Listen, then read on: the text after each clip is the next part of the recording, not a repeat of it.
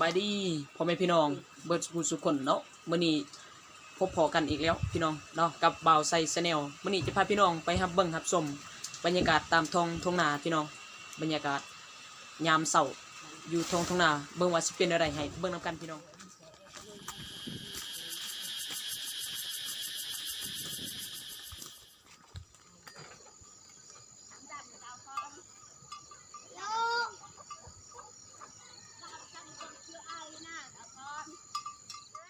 อันนี้ก็ผ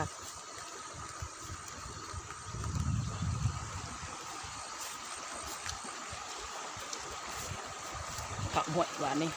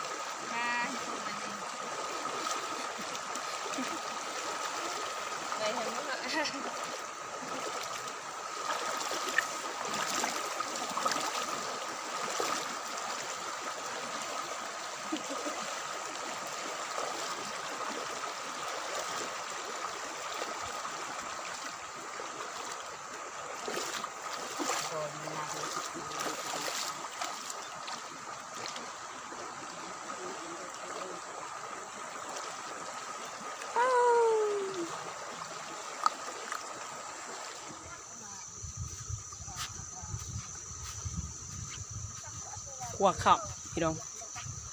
ขัวข้าวห่วยขัวข้าวห่วยหอกยามเดือน8สิแล้วพี่น้อง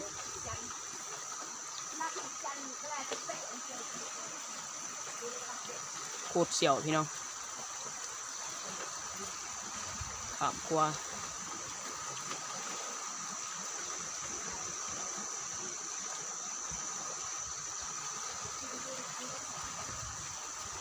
ข้ามห่วย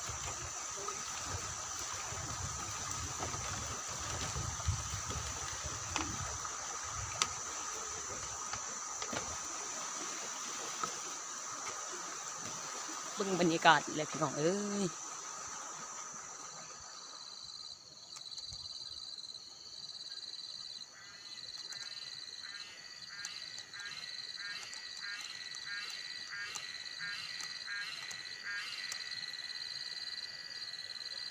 บรรยากาศพี่น้องอันนี้ก็ถือว่าเที่ยงให้เที่ยงนาพี่น้อง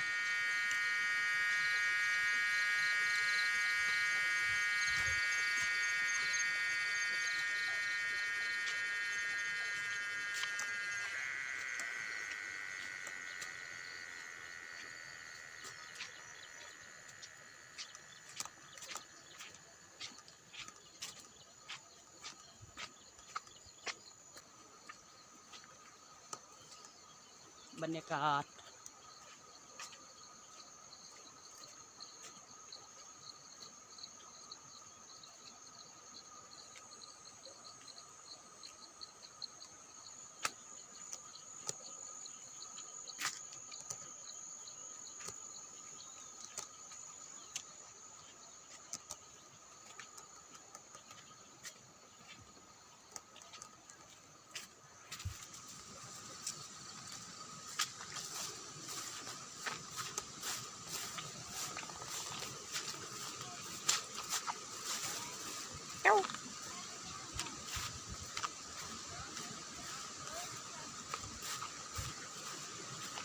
มีขามห้วยอีกแล้วบาทนี้พี่น้อง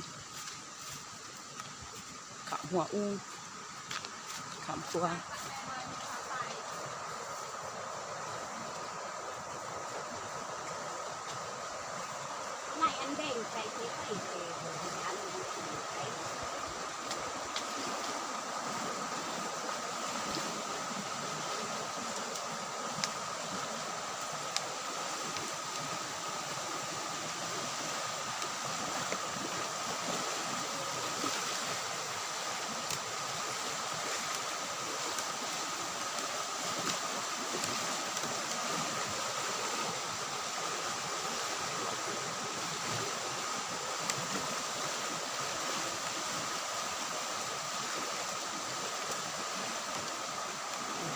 ทุ่งนาแล้วพี่น้อง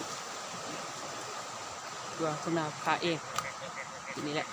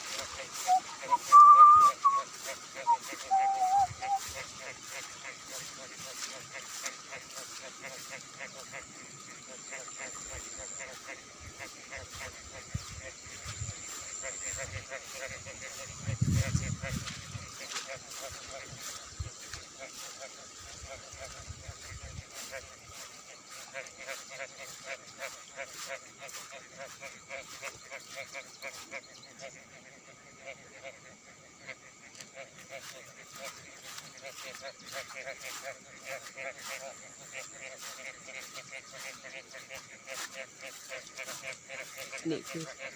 ทุ่งนาพี่น้องยามเช้าอากาศเย็นสบายพี่น้อง